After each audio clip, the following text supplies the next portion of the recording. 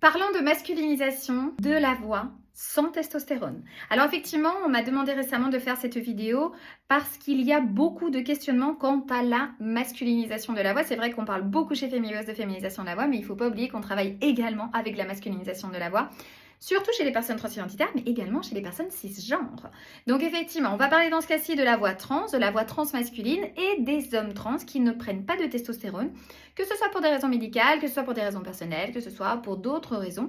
Ok, donc il existe effectivement ce cas de figure où la personne donc transmasculine va souhaiter masculiniser sa voix et se demande comment est-ce que je vais atteindre un résultat concluant avec ma voix si je ne prends pas de testostérone. Et bien sache que c'est totalement possible.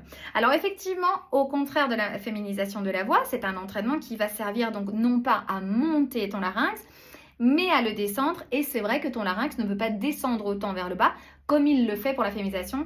Quand par exemple on déglutit, si tu mets ta main ici, tu sens que ton larynx, il a une belle montée et nous, on profite, on va dire, de cette musculature qui est déjà active dans ton corps pour l'appliquer à la féminisation de la voix. Mais dans la masculinisation, effectivement, c'est différent. Donc, on va compenser par d'autres types d'éléments qui vont, on va dire, te mener à avoir une voix plus masculine. Attention à ne pas confondre, s'il vous plaît, le fait de juste donner une voix plus grave, parce qu'habituellement, lorsqu'on procède par une masculinisation de la voix qui se base uniquement sur les graves, qu'est-ce qui se passe? C'est qu'on a tendance à se retrouver avec une voix robotique. Robotique, on réduit la mélodie, alors du coup, tu commences à parler comme ça tout le temps et ça fait très robotique, ça fait très peu humain.